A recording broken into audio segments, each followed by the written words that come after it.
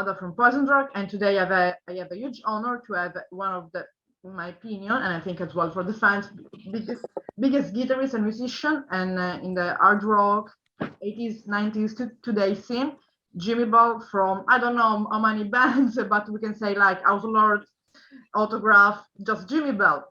First of all, Jimi, how are you? Hi, how are you? It's a pleasure to be here. Thank you so much.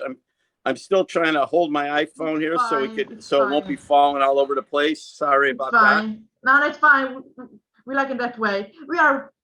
I am pretty good. It's really warm out there, I have to say, because we are in Sicily with 40 degrees and more. So it's we are in the center of the summer. Today's an extremely warm day here in where I am down near the Connecticut in the Connecticut area, which is right next to New York. So oh, even there's so warm.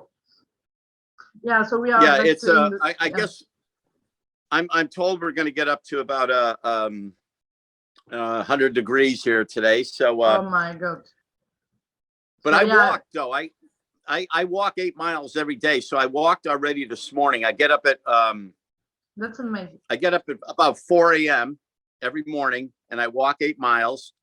And so I got that, I already got that in. And then I will this afternoon, I'll go out in this crazy heat and do another 4, just trying to keep myself in shape a bit. It's a good advice as well you can give to the guys like me and other people that prefer to stay in the bed and do anything during the day. Walking, it's a good thing, especially early in the morning. So, Jimi, I want to start, of course, with one of the first questions that I want to ask you about before speaking about a little bit your career is how you approach to music. So how was your approach to music? How Jimi approached to music, like back in your my approach to music? Yeah. Well, wow, no one's ever asked me that. I've had that's a great question. No one's ever asked me my approach to music. It's not written here. I've had a lot of. I guess a lot of it has to do with my influences from my past. I'm older. I'm not afraid to admit that. I'm going to be 65 on my next birthday. So my influences, go back quite a bit. Yeah. I started off. I was I could give you such a long history about me, but I've played so many different instruments, and I was a drummer.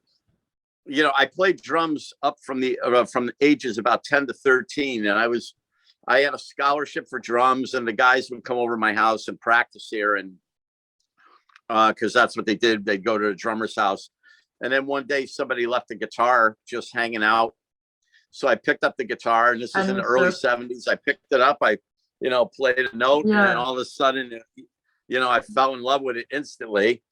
So I started listening to this blues guitar player named Johnny Winter. What I loved about Johnny Winter was I liked how his he wasn't a typical blues player. He had a lot of flash to him as well. So I started to get into that, and then I fell into a big Ritchie Blackmore Deep Purple phase, which was the thing that where all this thing started happening for me. And then I developed my speed playing from this jazz guitar player named Al Di Meola. So that's where I really concentrated on my picking technique.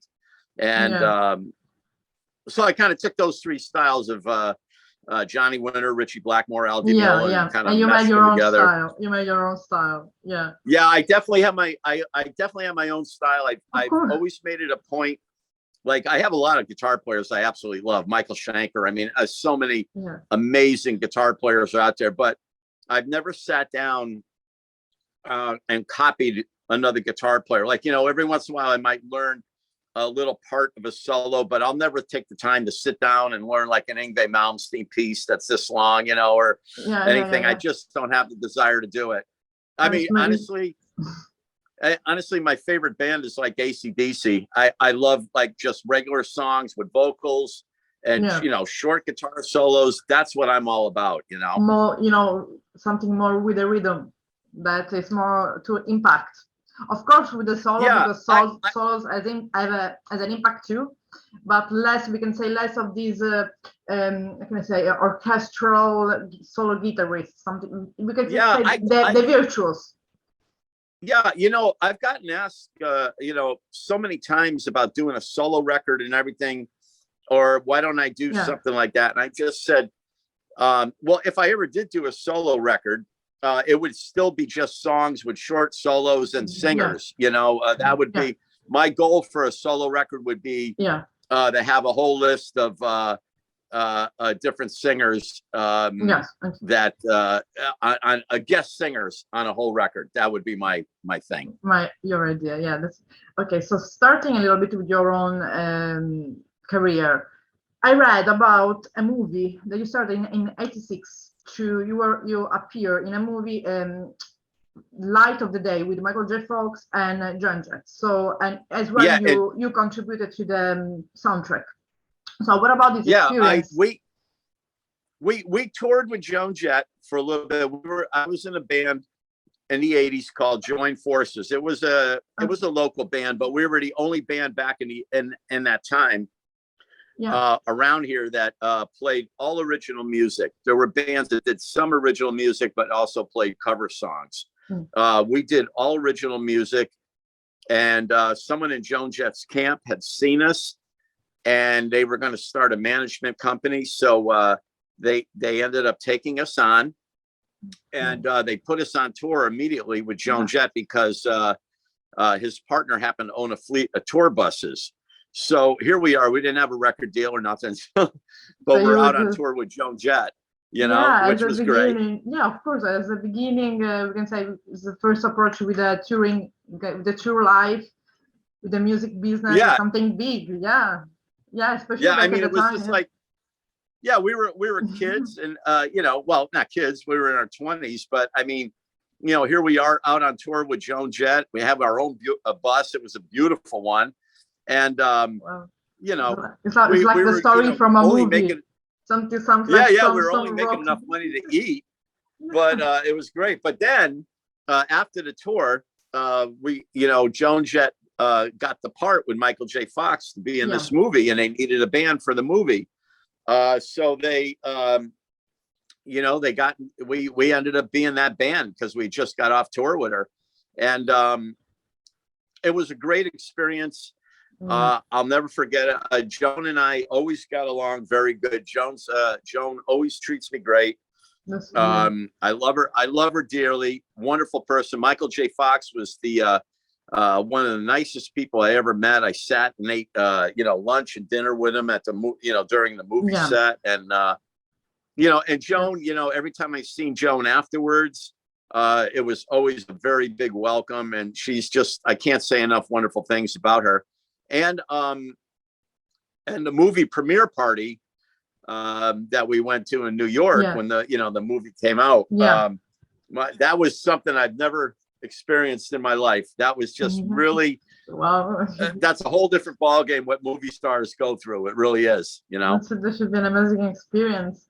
I mean, especially because especially being in your 20s, being just like young and being seen surrounding by all this new world, something that it's big, it's beautiful, it's overwhelming, if you want to say something like that, but in a positive way, of course. I mean, when they actually, we had a limousine for that thing, and we get out of the car, and we went onto the red carpet, because they had a red carpet with barricades, waiting for to go inside the building, and we're just standing there. And there were all these photographers on each side of the ropes, Oh, wow. But nobody was doing anything. And then they said, "Oh, who are you guys?" Someone said that, and we, we're all scared little kids. We're going, well, and we just said, "We're Join Forces." And then somebody said, "Hey, that's Join Forces. They play the Huns in the movie." As soon as that guy said that, millions of flash bulbs started going off all around us from everywhere. It was like, I never seen anything like it in my life. It was pretty cool. That's amazing. And of course, you had a lot of collaboration during all your career. For example, one was with Jimi Butler from Black Sabbath. Because as well, if I'm not wrong, well, you're auditioning for Black Sabbath as well back then. Yeah, that all came about when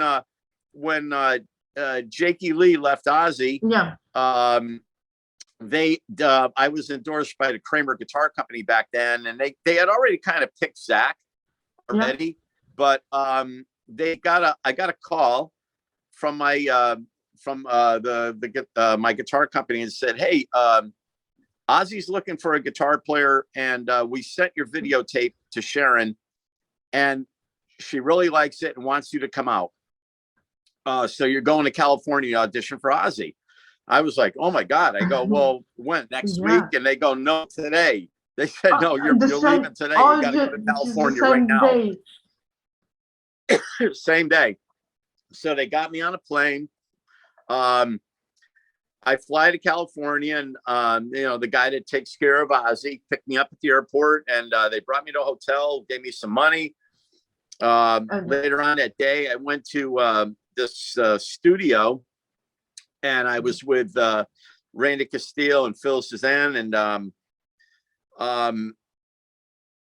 Sharon Osbourne sat there while I played. Yeah, so she sat in on my audition. So I played with them, and I did great. They loved it. So she says, well, we're gonna bring you over to play with Ozzy within the next couple of days. So the next day, I go to a different studio that had a big stage in it, and I go and do my audition with Ozzy, and it was great because he was he was watching. He was up on stage doing his thing with his microphone that he does. And when I played, he got right down in front of the amp and listened. So I did about 5 songs. Yeah. When I got done, they said, they sat down with me and said, well, it's between you and Zakk Wylde. So that's how that went. And then obviously I went out to dinner with them and everything. It was great. But obviously they decided to stick with Zakk. Yep. And then about a month later, I got a call from Geezer Butler from Black Sabbath. Yes. He was putting together a project, and it was great, Yeah.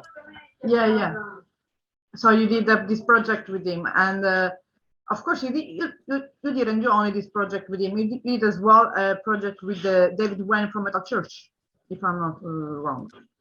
Yes. Yeah, I did with David Wayne from Metal Church. But first, let me tell you, I wrote, of course. Yeah, let me tell you. So I'm playing with Geezer Butler, and and I write this.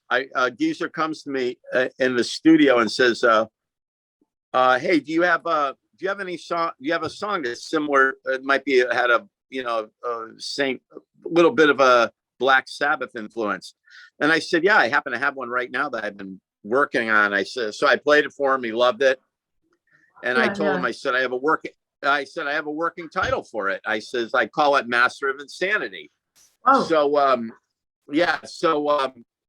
he said, oh, okay. So I gave him the whole song and the title, and he wrote lyrics around that title that I gave him. So, we got signed to a record deal, but the guy that signed us got caught embezzling money or something weird. So all his projects got dropped. Typical thing that happens in this business. Of course. Yeah, and then, all the time. So, fast forward a little bit, I get a phone call from Gloria Butler, Geezer's wife, and Black Sabbath is getting back together with Ronnie Dio.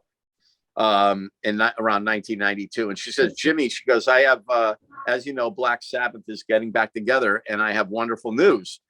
We're going to use your song Master of Insanity on the record. And I went, I was all thrilled. And then she says, unfortunately, we can't give you songwriting credit because Tony Iommi will never let a song from another guitar player on a Black Sabbath record. So we have to say Geezer. Yeah, we have to say Geezer wrote the song. So what was I going to do? I wasn't going to say, no, you can't use the song. But, they had promised, they said they were putting my name on this in the special thanks, on Geezer's special thanks, which they did. And then I was supposed to get paid for the song at the end of the Dehumanizer tour, but that never happened. I wasn't expecting that. So, that type of stuff. Yeah, these things could happen in the music industry because, of course, sometimes not, there is nothing going like it's supposed to go. Yeah, but anyway, Yeah, is an amazing thing. I mean, one of your music, your pieces, your work is inside of the music business, the history of music. But of right. course, credit should be given to you as well. Yeah, well, it finally It's did, but something. here's the thing that finally, there was a bunch of, I told people many times Yeah. about it, but it was just coming from me. And Ronnie Dio sat with me a couple Yeah. times and, talked to me about it and said, I told them they should just pay you for the song. I don't know what the problem is. But finally, there was a book about Ronnie Dio where he's interviewed, and Ronnie said it in a book that I wrote, Master of That's Insanity. beautiful. And yeah, that's Yeah, beautiful. so I have it in print, that I wrote it. So it's beautiful that he did that. So there was an amazing gesture, of course, selfless, gesture, because of course saying, and it's there written, recorded, so it's a statement. So at Right. least you It's had, good. yeah. It's there. It's in writing, so that made everything great. Yeah. But yeah, so then you mentioned David Wayne and Metal Church. Yeah. So I was in 1999. Yeah. I was playing with this band out of Germany called Thunderhead. Okay. They were big over. Yeah, they were big over in Germany, kind of. Okay. Yeah, and I did a record with them. Okay. And we ended up on tour with Metal Church. Metal Church did a reunion and they came out with a record called Masterpiece, and they did a tour with that, and it was a reunion with David Wayne, the original singer. So while I was on tour with them, we had a double-decker tour bus, and we were going around doing shows, and David and I would talk all the time, and David would come and watch me play at all the every time we did a show. So he came up and one time on the upper level when I was practicing up there, and he says, "Hey, I'm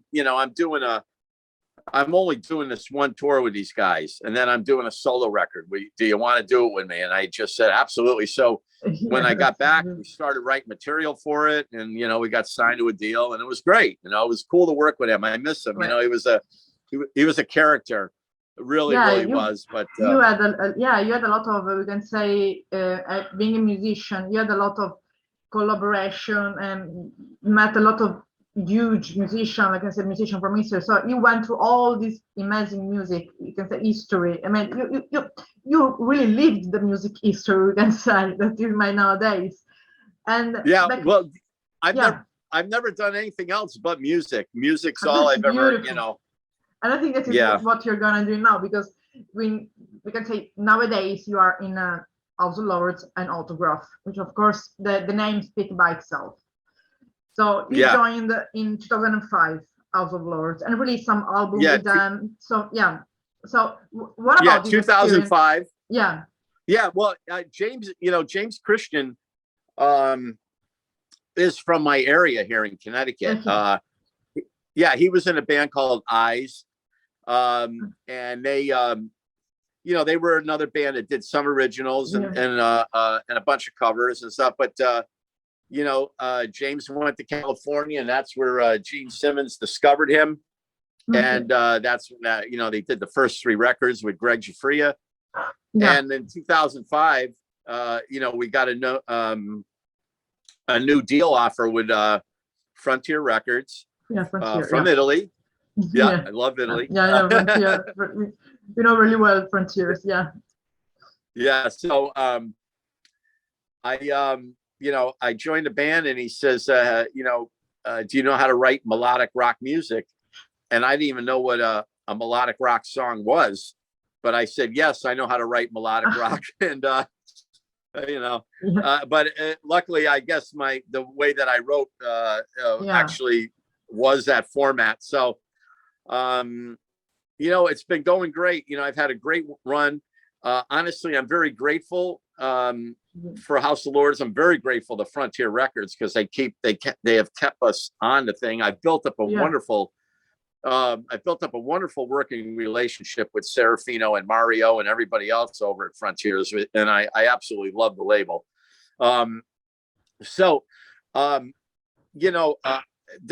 I'm just very grateful. All the records have been very well received. Yeah. Especially the first one when I joined the band, The World Upside Down, and World like Upside Down, yeah. It really brought the band back But into. You think that your sound, because of course you, like I said, you have your own print, brought some influences in House of Lords. Do I have my own sound? You mean? I mean, if you put your own, you could say your influences and your own sound into the band. Yeah, I did. Well, Yeah. as you know, House of Lords was really based around Greg Giuffria's keyboard playing back in the early records. Yeah. So we didn't have that, although James, every record that we do, James plays, plays keys and everything. And we've had other guest keyboard players like Mikel Lupi from Whitesnake. Mikel Lupi, yes, of course. Yeah, Mikel Lupi's, he's a good buddy of mine. Yeah, and of course, Alessandro. Yes. Yeah, he was in Alessandro, band, all these. Yeah, so we have all these great musicians and keyboard players that have come on and played with us. But I'm very grateful for House of Lords because not only did I get to put out some really great records, and it helped me as a writer to keep going and doing all this, and a musician, but I also got to tour all over Europe. Including Japan and everything. I just, I hadn't been over there that much except for that short tour that we did with Metal Church over in Germany. Yeah. But, I've been all over Italy, everywhere over, Spain, every place now. And you think that when, speaking of course, in the period when you are in a House of Lords, you think that since you joined the band until today, the sound of House of Lords changed a little bit? I mean, through of course, the album that was released until the last one. Think that the sound changed, or you try to keep the same sound since you joined? Well, I always try to come up with something new. Okay. I didn't purposely go into a House of Lords and say I'm changing the sound of this because I don't, it's just I have a format of writing. Yeah. And usually. And how it happens is, I come up with a head riff for something. It could be heavy, whatever. But James has a way of taking even the heaviest riffs that I might give to him.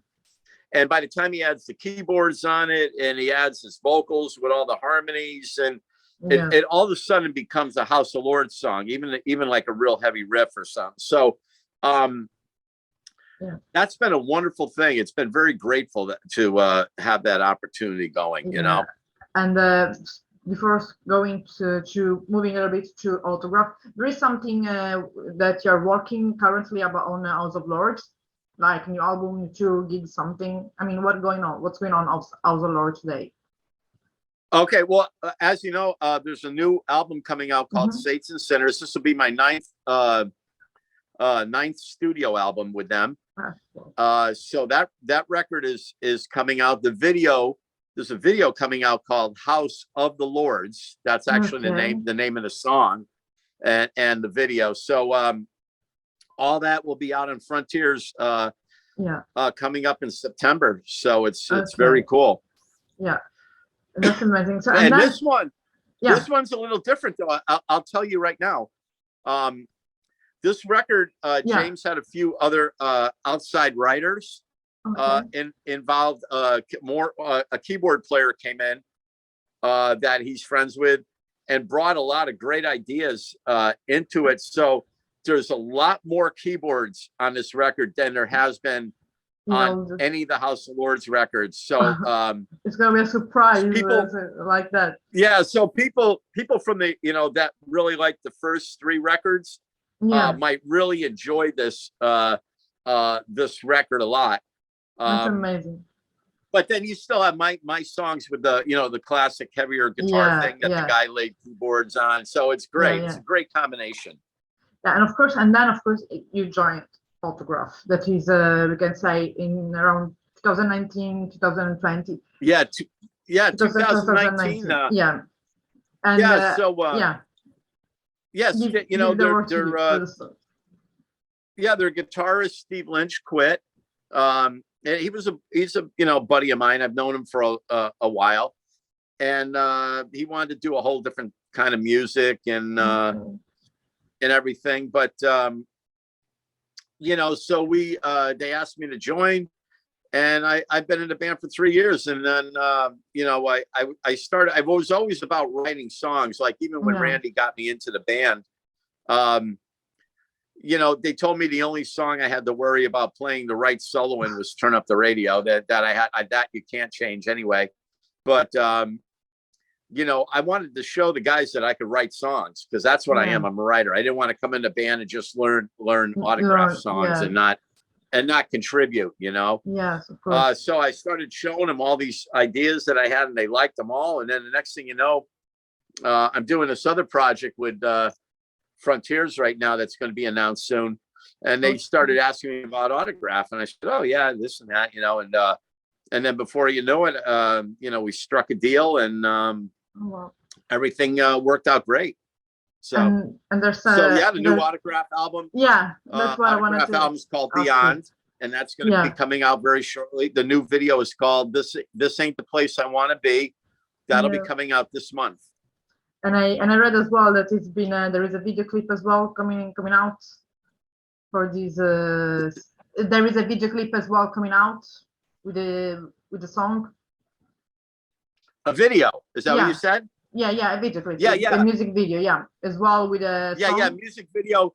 Yeah, a video coming out. It's coming out. It's called "This Ain't the Place I Want to Be." That'll be released this month. Yeah, and the album comes out in November. In November, and it's amazing. And there is some, of course, current project about touring with Autograph, or just waiting for the release of the album. Oh well, Autograph is touring.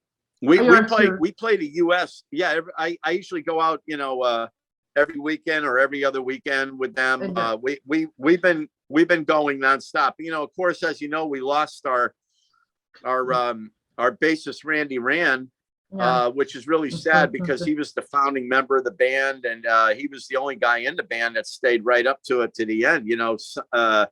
When they started up the band back in 2013, originally they approached Steve Plunkett. He didn't want anything to do with Autograph anymore, because he's doing so many other great things. And then they had and of course the other keyboard player had passed away, so they originally had the drummer Randy and Steve, and they got Simon Daniels in the band, who's originally from Jailhouse and a bunch of other things, so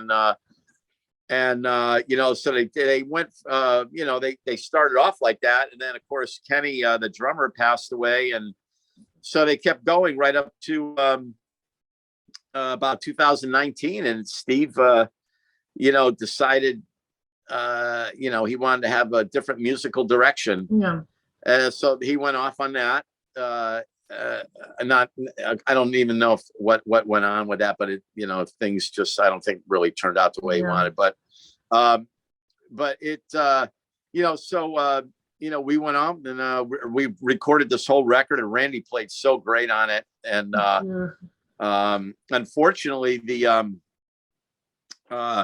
not shortly after Randy turned in the masters and all the artwork for the CD cover, he passed away, which was so devastating to us. So we actually we managed to change the artwork to add a special dedication page to him, and the video, obviously Randy's not in the video, so we had to do it the way that it's filmed is all separate shots of us, because we didn't bring in another bass player, because that would have been just so wrong. So we have a tribute to Randy, right at the beginning, and the whole thing's dedicated to Randy. Every show we do a dedication to him. The whole works. That's beautiful. Okay, so another things that I wanted to ask you that we spoke before is about you being included in New England Music Hall of Fame. So yes, how does it feel, and what can you say about that? Well, the New England Music Hall of Fame that was a funny thing. I was actually on the road with Autograph playing. It was us and Stryper performing together, and I got a phone call from them and saying, "Hey, I wasn't too sure what it was, but they said, listen, we'd like to bring you in to present you with an award and Oh wow. for the for your years of work and everything else." And I thought it was a wonderful thing, and I was totally honored that they went ahead and did that. So yeah, I'm very pleased. It took unfortunately, there was this big, huge thing that was going to happen, where I was going to perform at it and everything. And all this happened right as, as COVID hit. So right after, so everything kept getting postponed. I mean, so many times. So I ended up getting the award and just doing a video acceptance speech for it. And that's about how that was. But yeah, I mean, it's a cool thing. It's nice to have been recognized.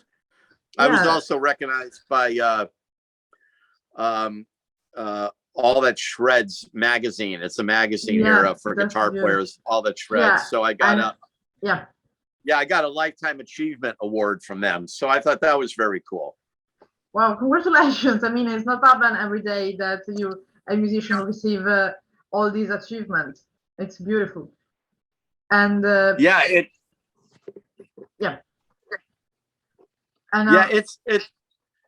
it's good to be, it's good that to be recognized for what you do, and I've been very fortunate. I have a lot of musicians that I'm one of these guys that gets along with everybody. I've never had an ego. I'm always looking to get better on my instrument. That's the way it is. It's like, if you end up getting an ego thinking that you're this and that, there's always somebody out there that's way better than you that's going to kick your ass all over the place. So it's best to be humble and just keep going the best you can. Keep practicing and exactly. And of course, and as guitarist, you're endorser for a lot of brands, but as well, I read, and something that really kept me curious about it, it was that you're inventor of the shred neck. For me, that I am an ignorant. What is that? I'm trying to see. Hold on, I'm trying to see if I have one down here. I could have sworn I did. Maybe the model is upstairs. I'm sorry. Fine. I did have a signature model of mine down here somewhere, but so the shred neck is something that I invented. One time, I'm left-handed, so this is my fretboard hand. Yeah. One time I had popped this knuckle down by doing something stupid. So I popped this knuckle and I popped it back like this. So I had to have my hand reset. So the doctor took it and popped the knuckle back. And so I was freaking out because it's my fretboard hand. And, that type of stuff gives you, anxiety. But luckily, so after I had a half cast on, like these two fingers were exposed and these two were wrapped up. Yeah. And it was so funny. I was still practicing guitar just with these two fingers like that, even with the cast on. So when I got the cast off, I was trying all these things. I wanted to get my hand, besides playing like I did, I wanted to have something in the car with me just to really work my hand and get it back in shape. And they had these things out that had springs in it where you squeeze it like this. Yeah. And it just didn't act. And like when I got done using that, my hand felt very stiff like this. And I said, well, geez, that's not what my hand feels like after I practice. My fingers are all nice and loose. So I came up with this idea of having a guitar neck about this big with real strings, nothing you could tune. I just wanted to have real strings on it that I could run my fingers off, pull on the strings to keep my calluses strong and that's this really stuff. So it was just useful. It was just something. Yeah, it was something I came up with. I kept it in my car, and then I have a buddy of mine that's into, into marketing, and and he saw it in my car. He says, so he says, "What is that thing?" And I said, "Oh, it's just something I invented. I just used it to practice." And of course, him being a marketing guy, he picks it up and looking all around, taking measurements, and next thing you know, he's having it mass produced, and I'm going like, "Oh my God, this is great." So yeah, it's a very cool thing. It's called a shred neck. Yeah, this is helpful. Yeah. It's basically just to warm your fingers up. I've done a lot of work for the I don't know if you're familiar. Are you familiar with what the WWE is, the World Wrestling Entertainment? Yes, that's one other question that I wanted to ask you, because of course you were like making studio work and music for the sport giants, like that's what so I got involved with somebody from the world that I knew that worked for the World Wrestling Entertainment. And I started doing it back in about 2006. I started playing, doing tracks and for wrestlers' entrance music. So I played on a lot of the wrestlers' entrance music. And from where I live, Stamford, Connecticut, where the World Wrestling Entertainment building is. It's about an hour drive. So they would call me up and say, "Hey, Jimmy, can you come down and do it? We need you for something." So all the way down, I would take this, the shred neck thing. I'd be warming up all the way down, because when you get down there, it's business right away. You have to start practicing. You have to start getting the song done, because the song that I was doing was going to be aired that night on Monday Night Raw. So they call you on a Monday, and they have to. You got to record your parts, then they have to mix it, boom and boom, then send it off to where the wrestling event is for the wrestler. And it's pretty crazy. It's a really, and then basically this shred neck could be as well useful, for example, when a band is on, I don't know, on touring, or maybe it was something good, I think, during the lockdown, when people can have maybe to practice a lot. They can just warm up a little. It could be helpful to me, even if for bass player could work. Yeah, well, the shred neck, like the shred neck, we make them for bass. We have them and everything. Oh, really? It's a tool where, like, if you're sitting and you can't really, any place that you can't have a guitar. I had even brought it on an airplane with me, just for the coming over to Europe. Because I had a 7 hour flight. I would just stand there and and of course, when we landed in Europe, we would always drive. We would pick one destination, land, and then we would drive all through Europe. That's how we did it. We didn't like fly from country to country. We would drive. So we'd have very long drives, anywhere from 8 to 10 to 13, even 15-hour drives. And so I would have my shred neck with me in the car, just going like this, running my fingers, annoying everybody in the but it's helpful, like you said, especially for like for the young bands that maybe they are still warming up with the instrument, and maybe they are not used to going on touring, and they don't have the instrument with them. Like you said, they can have something like the shred neck and warm up a little bit, keep the hands ready for playing. It's great. It's a great tool. It gets this hand, or if you're right-handed, this hand, but it gets your fretboard hand nice and warmed up before you go any place. So basically, Jimmy, I have a career which is amazing. I mean, you did a lot of collaboration of work. You did play in a lot of bands, especially now with HOL and Autograph. I want to usually I ask, memories about the gigs, but I want to just to ask you if you have really good memory about this huge career you had, like some, just one big memory that you really cherish inside of you. Oh, one memory? Japan. Yeah. Just Japan, really? Yeah. Oh my God. Japan I'll never forget. We played Loud Park in 2015, which is a massive festival over there, Loud Park.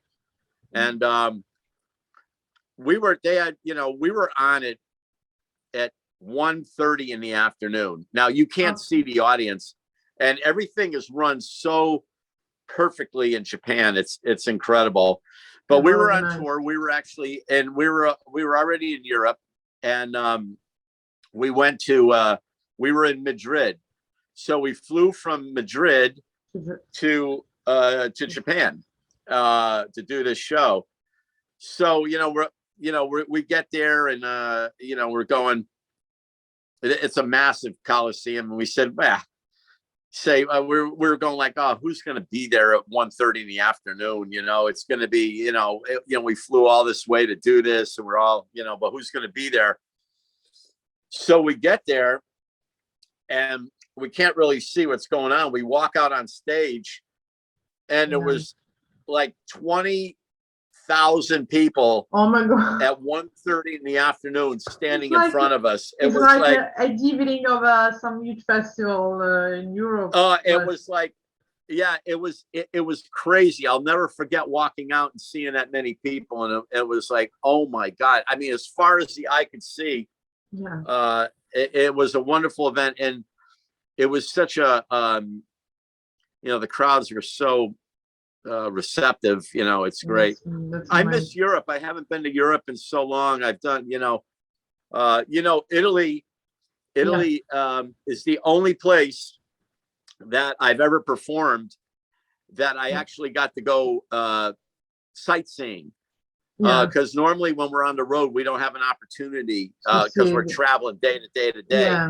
But the one time we happened to be playing in Rome, I got to go to the Vatican. I got to go to the Colosseum. So that was just like an amazing experience for me to see that because you only see pictures of that over here. Yes, you never had the chance to see it in person. Yeah, it's always like that. It's like someone from Europe see the picture, from a sample from United States or South America, and they just go there. It's normal. Or just like some of Italy want to go to see, the Tour Eiffel in France, for example. You just want to see in person the monument, and of course, sometimes can be like you expected. Sometimes could be even better or worse, depends. And of course, so sometimes could happen. Yes. But the getting to see the Vatican and the Colosseum was just mind blowing. I still have all my pictures from there. Yeah, they are like huge. It's astonishing. It's you do not expect the Colosseum when you just walk into the road, into the street there, and then you just looking at the Colosseum. You don't expect that.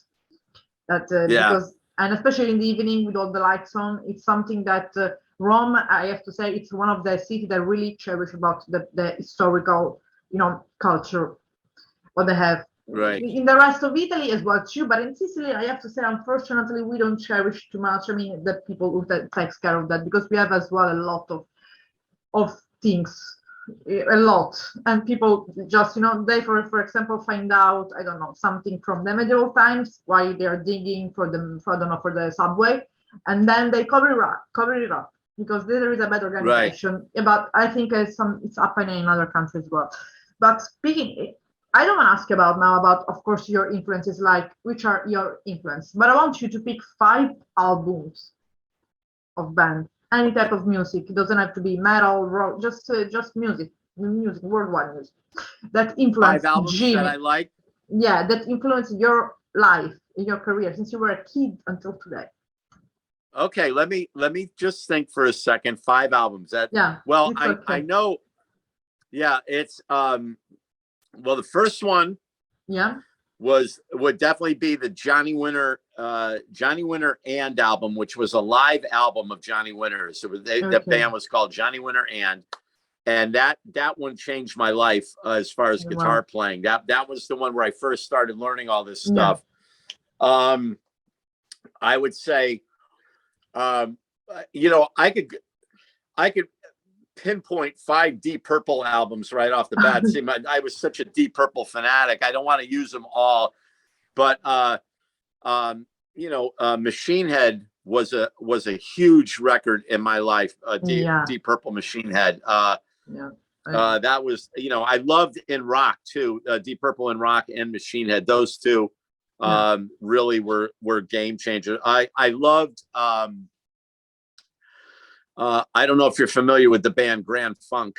If Grand Funk was a band from here, but they had a double live album, and yeah, I absolutely, absolutely love that band. There was just Led Zeppelin 2, I played quite a bit as well. Led Zeppelin 2 was one of them that was a huge record for me. Last one. And then, geez, I'm trying to think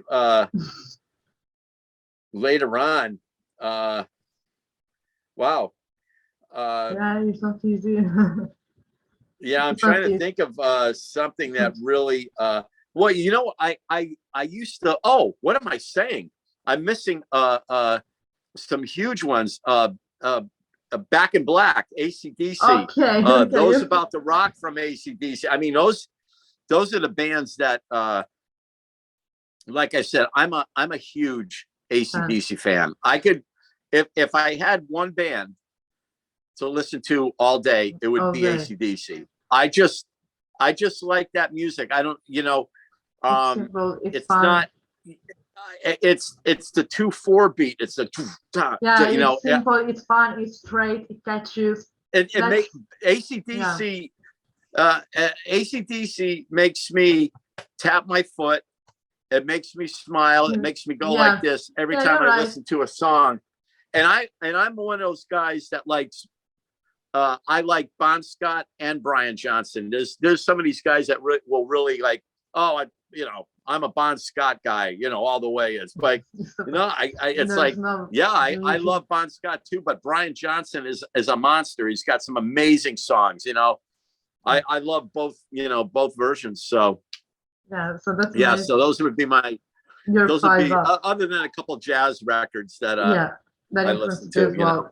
And of course, speaking not always about musician influences, if you have, for example, to put a festival on, so being an organizer, for example, you're going to play in this festival, and you have the chance to choose which band you want to play with and the country. What will it be? Oh, if I had a chance to go sit in with it, if I was playing with it at a festival and had a chance to go sit in. Yeah, you have to start the festival. Just it's you there. Yeah, you have to decide who put in there in the festival. Well, I mean, obviously, I would have always loved to step on stage with Deep Purple because I was such a Deep Purple fan, and they just Steve Moore actually just had to step away. He's so sad because of his wife having cancer. But that's very humble of him and very noble.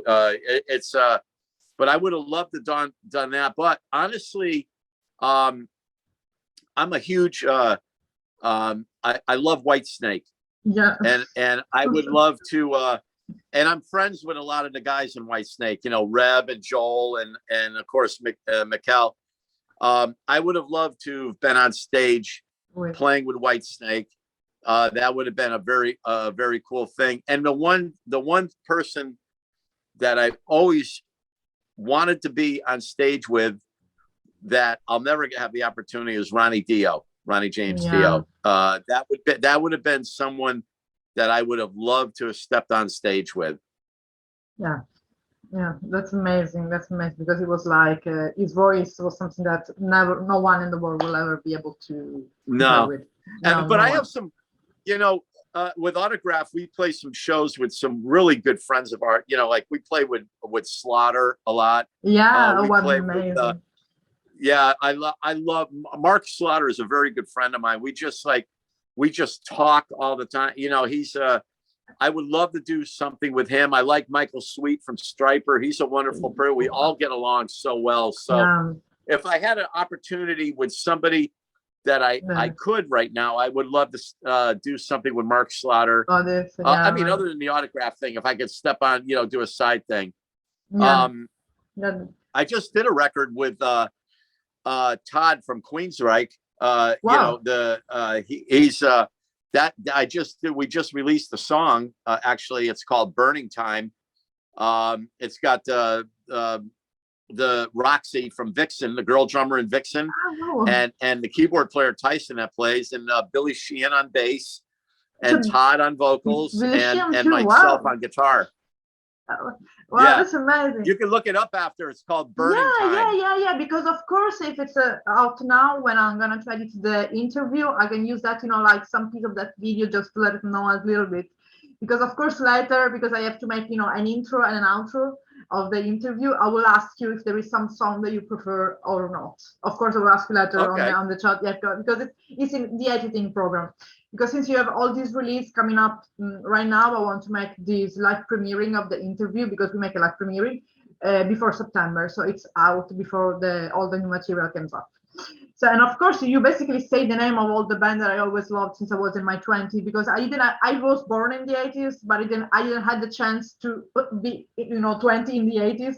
But I love all the music from, like you say, Slaughter, Autograph, Roxy Gang, Roxy Blue, Every Mother's Nightmare. I don't know, all these bands, White Snake, Still Art. I can speak for ages, and right now I have all this chance. I'm having all this chance to interviewing and speak with all like you, with all the people that I followed since I was in my 20s. So it's something different, because people expect to see like the last that black metal bands, but I wanted them to show why I got really passionate about music, which are like musicians like you, like that covered John Sykes, all these musicians, Mark Slaughter, Blas Elias. I got really into this music, and really I started with that. So if I'm here today, it's because of you and all this. So thank you to you and all your. It's well, I think it's wonderful that you're into this stuff too, because it makes us feel good that you're supporting us, and always. And and it's great. And I hope if I do get to come over to Europe this year with House of Lords or something, I hope we get to meet. I'd love to meet you in person and say hello. For sure. In any country, it's not a problem, because even if I'm from an island, from Sicily, we can travel a little bit around it's not hard to travel in Europe. It's not a lot hard travel, all over the world, but of course. But before ending, I would like if you can give an advice to all these, you can say, new musicians.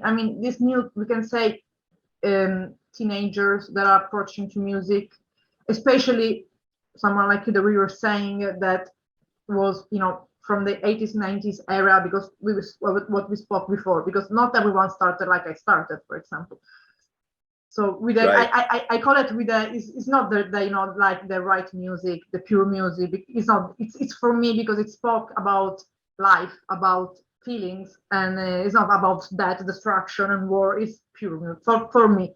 But if you would give an advice to them, just to get into the music field, what would you say to them?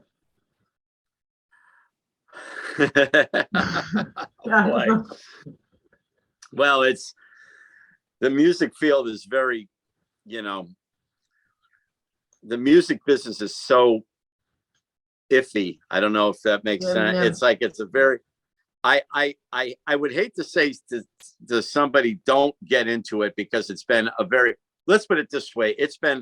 I've had, a lot about my career.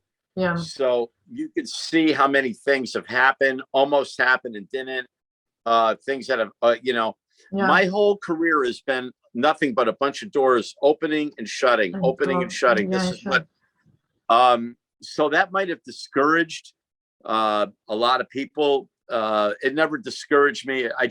As long as that door had opened a bit, that's what kept me going, because I always knew someday the door would swing open. But it's it's a very, you got to have, all I could tell anybody any advice for anybody that's getting into this business is you have to have a real passion for it, and you have to really, really want to do it, and you have to be willing to make some sacrifices. I've sacrificed my whole life to do what I'm doing. I have a daughter, I have a granddaughter. I've sacrificed a lot of financial things because of my love for music. And, there's a point where, it's not about the money as much as, as doing something. Like I've done things a lot of times for free, because it's something to do musically, when I should be getting paid for it. But, it's like, well, it's really not, if you love what you're doing as much as I do, then it's not always about the money. Yeah. And, but you have to make a living if you're going to do what I do. So that's another thing. Yeah, that's another thing. Most people have another job. Most people have a job and do this on the side. I don't. I do music all the time. That's it. Yeah, you got, because of course your talent and your perseverance and your passion makes a lot of work as well about that. And then when you have a work and a passion that collides, it's beautiful, it's perfect. But of course, outside there are a lot of, you know, amazing guitarists that have, you know, like young guys, young girls. There is a lot of valid band, which is not easy because today we have a lot of musicians as well. The business, I think, is changes from the 80s and the 90s. There's more competition, good and bad competition as well. And I'm seeing that from, I'm seeing that from, I don't think that in the 80s, I'm not saying that in the 80s or 90s there isn't. Because it happens to me while I was doing some interview, of course, that some band, for example, say to me, well, we were following what the labels said. And I was like, what? I love your band and you're saying that. So basically I listened to a lie. So of course, I'm not saying the band names, but of course happen that sometimes labels dictate the rules. So there is always competition, but of course there are as well. I always like to look to we can say, to the good side, to the positive things. Because there is always a positive side in everything. That's, for example, me doing this interview, I'm not getting paid from anyone. I don't care if I have 10,000 views. I'm doing that because it's my passion, and I want that people out there knows how a musician is. Just don't listen only to their music. I start to listen to some new genre only because I interview the musician and I like the person and I start to listen to his music. This is important. This is why you're in the business. Or in a field, music field, we can say, you have to put all your efforts and working and knowing what you're going to sacrifice or not. Exactly. But of course, if you have another job, you can do both. I mean, it's not that I mean, you don't have to do just one. You can. I'm not good at that. I have to do one thing. That's the way I am. Yeah, of course. I mean, if I was started doing the interview when I was like in my 19 years old, maybe now could be like a job. But who knows? Maybe it would be a job one day. And what can I say? What can I say, Jimmy? And it was really a pleasure to meet you, and an honor. Pleasure to meet you too. I had a wonderful time here with you. Thank you. And I hope to see you soon in Europe, wherever it will be. No, it's not a problem. We can have an interview or just a talk, whatever you want. And it'd be great. You come and we'll hang out. We'll do a quick interview with each other, do a station ID and all that stuff, you know. And as well would be, I'm looking forward to your next release as well, of course. And I'll write you later or in the next days for the songs that are, because of course I want to have your, you know, because there is I think there is as well should be that the influences of the musician, not just because if I just follow in mine, it just don't have sense. But I want as well, like, confront with you. So thank you so much, and I wish you an amazing rest of the day. And okay, I speak to you soon. And really, thanks for this interview. Thank you again for everything. Nice to meet you. You take care. Take care.